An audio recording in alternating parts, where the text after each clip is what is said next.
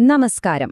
നിങ്ങൾക്ക് മൾട്ടിപ്പിൾ മൈലോമയാണെന്ന് ഇപ്പോൾ ഒരു രോഗനിർണയം ലഭിച്ചിട്ടുണ്ടെങ്കിൽ അടുത്തതായി എന്ത് ചെയ്യണമെന്നതിനെക്കുറിച്ച് ഒരുപാട് സംശയങ്ങളും ആശങ്കകളും ഉണ്ടാകുന്നത് സ്വാഭാവികമാണ്. വിഷമിക്കേണ്ട. ഈ അവസ്ഥയെ എങ്ങനെ നേരിടാം എന്നതിനെക്കുറിച്ചുള്ള വ്യക്തവും ലളിതവുമായ ഒരു രൂപരേഖയാണ് നമ്മൾ ഇന്ന് നോക്കാൻ പോകുന്നത്. ഇങ്ങനെ ഒരു വാർത്ത കേൾക്കുമ്പോൾ ഭാവിയെക്കുറിച്ച് ടെൻഷൻ തോന്നുന്നത് സാധാരണയാണ്. ഒരുപക്ഷെ നിങ്ങൾക്ക് ഒറ്റയ്ക്കാണെന്ന് തോന്നിയേക്കാം. പക്ഷെ ഒന്നോർക്കുക, നിങ്ങൾ ഒറ്റയ്ക്കല്ല. ഈ അവസ്ഥയെ ധൈര്യത്തോടെ നേരിടാൻ നിങ്ങളെ സഹായിക്കുന്ന ഒരുപാട് വഴികളുണ്ട്. ശരി, അപ്പോ ഈ ഒരു ആശയക്കുഴപ്പത്തിൽ നിന്ന് എങ്ങനെ മുന്നോട്ടു പോകാമെന്ന് നമുക്ക് നോക്കാം, അല്ലേ? ഇതിനെ ഓരോ ഘട്ടമായിട്ട്, അതായത് സ്റ്റെപ്പ് ബൈ സ്റ്റെപ്പായിട്ട് എങ്ങനെ നേരിടാമെന്ന് മനസ്സിലാക്കുമ്പോൾ തന്നെ ഒരു വലിയ സമാധാനം കിട്ടും. അതിലൂടെ നിങ്ങളുടെ ചികിത്സായാത്രയ്ക്ക് നല്ലൊരു തുടക്കം കുറിക്കാനും സാധിക്കും. നിങ്ങളുടെ ചികിത്സയും പരിചരണവുമൊക്കെ ഒന്ന് ചിട്ടപ്പെടുത്താൻ സഹായിക്കുന്ന വളരെ ലളിതമായ ഒരു ചട്ടക്കൂടിനെക്കുറിച്ചാണ് നമ്മൾ സംസാരിക്കാൻ പോകുന്നത്. ഇത് നിങ്ങളുടെ മുന്നോട്ടുള്ള യാത്ര കുറച്ചുകൂടി എളുപ്പമാക്കാൻ സഹായിക്കും. ഈയൊരു മൊത്തം പ്രോസസ്സിനെ നമുക്ക് 3 പ്രധാന ഭാഗങ്ങളായിട്ട് തിരിക്കാം. എന്തിനാണെന്നോ, അങ്ങനെ ചെയ്യുമ്പോൾ കാര്യങ്ങൾ മനസ്സിലാക്കാൻ എളുപ്പമാവും. ഓരോ ഘട്ടത്തിലും നമുക്ക് ശരിക്ക് ശ്രദ്ധ കൊടുക്കാനും പറ്റും. കണ്ടില്ലേ, ഇതാണ് ആ 3 പ്രധാന തൂണുകൾ. ഒന്നാമത്തേത് ശരിയായ ടീം, അതായത് മൈലോമ ചികിത്സയിൽ നല്ല അനുഭവപരിചയമുള്ള വിദഗ്ധരെ കണ്ടെത്തണം. രണ്ടാമത്തേത് ശരിയായ പരിശോധനകൾ, ഏറ്റവും കറക്റ്റായിട്ടുള്ള തീരുമാനങ്ങൾ എടുക്കാൻ ഇത് അത്യാവശ്യമാണ്. പിന്നെ മൂന്നാമത്തേത് ശരിയായ ചികിത്സ. ഈ വിവരങ്ങളൊക്കെ വെച്ച് നിങ്ങളുടെ ടീമുമായി സംസാരിച്ച് നിങ്ങൾക്ക് ഏറ്റവും നല്ല ചികിത്സ തിരഞ്ഞെടുക്കുക. ഈ 3 ഒരുമിച്ച് ശരിയായി വന്നാൽ അതാണ് ഏറ്റവും നല്ല ഫലം തരുന്നത്. ഓക്കെ, അപ്പൊ നമുക്ക് ആദ്യത്തെ കാര്യത്തിലേക്ക് കടക്കാം. ഒരുപക്ഷെ ഇതാണ് ഏറ്റവും പ്രധാനം: നിങ്ങളുടെ വിദഗ്ധ ടീമിനെ കണ്ടെത്തുക എന്നത് തന്നെ. ഇതാണ് നിങ്ങളുടെ ചികിത്സയുടെ ഫൗണ്ടേഷൻ എന്ന് പറയാം. അതുകൊണ്ടിത് കറക്റ്റ് ആവേണ്ടത് വളരെ പ്രധാനമാണ്. അപ്പോ ആരാണ് ഈ മൈലോമ സ്പെഷ്യലിസ്റ്റ്?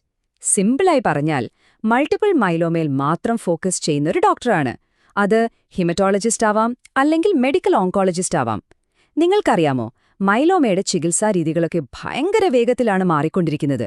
അതുകൊണ്ട് ലേറ്റസ്റ്റ് റിസർച്ചും പുതിയ ട്രീറ്റ്മെന്റ് ഓപ്ഷൻസുമൊക്കെ അറിയുന്ന ഒരാളുടെ സഹായം കിട്ടുന്നത് അത് ശരിക്കും നിർണായകമാണ്.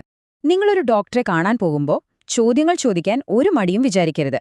ധൈര്യമായി ചോദിക്കണം. ഉദാഹരണത്തിന്, ഡോക്ടർക്ക് മൾട്ടിപ്പിൾ മൈലോമ ചികിത്സിച്ചുള്ള എക്സ്പീരിയൻസ് എങ്ങനെയാണ്, അല്ലെങ്കിൽ ഇപ്പോൾ എത്ര മൈലോമ പേഷ്യൻസിനെ ചികിത്സിക്കുന്നുണ്ട് എന്നൊക്കെ. പുതിയ ചികിത്സാ ഓപ്ഷനുകളെപ്പറ്റി എന്താണ് അഭിപ്രായം എന്നും ചോദിക്കാം. ഇത്തരം ചോദ്യങ്ങൾ ചോദിക്കുമ്പോഴാണ് നിങ്ങൾക്ക് ശരിയായ ഡോക്ടറെ കണ്ടെത്താൻ പറ്റുന്നത്. പിന്നെ വളരെ പ്രധാനപ്പെട്ട ഒരു കാര്യമുണ്ട്: ഒരു സെക്കൻഡ് ഒപ്പീനിയൻ എടുക്കുന്നത് എപ്പോഴും നല്ലതാണ്. ഇതിനർത്ഥം നിങ്ങളുടെ ആദ്യത്തെ ഡോക്ടറെ വിശ്വാസമില്ല എന്നല്ല, ഒരിക്കലുമല്ല. മറിച്ച് എടുക്കാൻ പോകുന്ന ചികിത്സാ തീരുമാനങ്ങളിൽ നമുക്കൊരു ഉറപ്പ് കിട്ടാൻ വേണ്ടിയാണിത്. പ്രത്യേകിച്ച് ചികിത്സ തുടങ്ങുന്ന സമയത്തും ചികിത്സാ രീതിയിൽ എന്തെങ്കിലും വലിയ മാറ്റങ്ങൾ വരുത്തുമ്പോഴുമൊക്കെ വേറൊരു സ്പെഷ്യലിസ്റ്റിന്റെ അഭിപ്രായം കൂടി കേൾക്കുന്നത് ഒരുപാട് ഗുണം ചെയ്യും. ശരി, ഇനി നമുക്ക് നിങ്ങളുടെ റോളിലേക്ക് വരാം. ഓർക്കുക, നിങ്ങൾ വെറുതെ ചികിത്സ സ്വീകരിക്കുന്ന ഒരാൾ മാത്രമല്ല, ആ ചികിത്സാ ടീമിലെ ഒരു പ്രധാനപ്പെട്ട അംഗം കൂടിയാണ് നിങ്ങൾ. നിങ്ങളുടെ പങ്ക് ശരിക്കും വളരെ വലുതാണ്. ഇതൊരു പാർട്ട്ണർഷിപ്പ് പോലെ കണ്ടാൽ മതി. ഡോക്ടർ അവരുടെ വൈദഗ്ധ്യം വെച്ച് ചികിത്സയെപ്പറ്റി പറയും. അപ്പൊ നിങ്ങളുടെ റോൾ എന്താണ്?